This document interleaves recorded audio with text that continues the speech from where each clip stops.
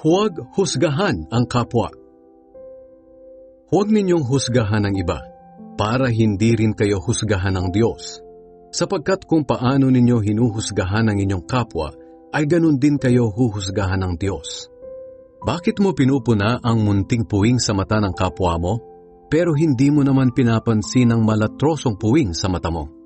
Paano mo masasabi sa kanya, "Kapatid, tutulungan kitang alisin ang puwing sa mata mo," gayong may malatrosong puwing sa iyong mata?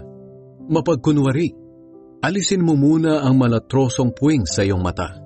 Nang sa ganon ay makakita kang mabuti para maalis mo ang puwing sa mata ng iyong kapwa. Huwag ninyong ibigay sa mga aso ang mga bagay na banal dahil baka balingan nila kayo at lapain. At huwag din ninyong ihagi sa mga baboy ang inyong mga perlas dahil tatapak-tapakan lang nila ang mga ito.